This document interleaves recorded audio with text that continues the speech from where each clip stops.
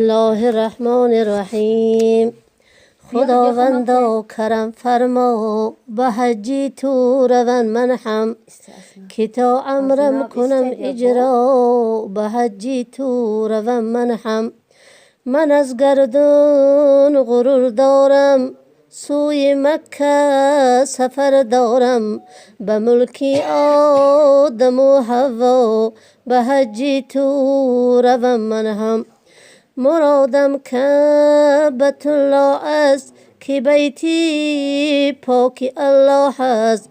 زبانی من بکن گویا به حجی تو روان من هم. به احرام پاک عریانم ز سوز شب گریانم. خلاصم از غم دنیا به حجی تو روان من هم. مرا دعوت کنی یا رب تو را لبیک ها گویم بحمدالله انشاءالله به حجی تو روان من هم.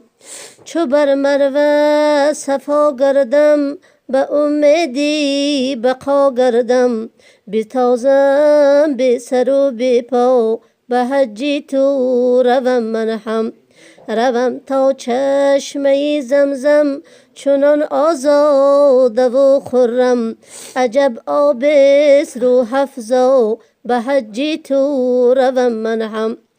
دعایم چون شود مقبول در آن روزی عرفاتم به حق خواجه طه به حجی تو روان من هم. روم بر مزدلفه چون شود غایب آن خورشید نترسم از شب یلدا به حجی تو روان من هم. بود رکن زرکنی آن که گوسفندی کنم قربان برایم تا سر مینا به حجی تو روان من هم.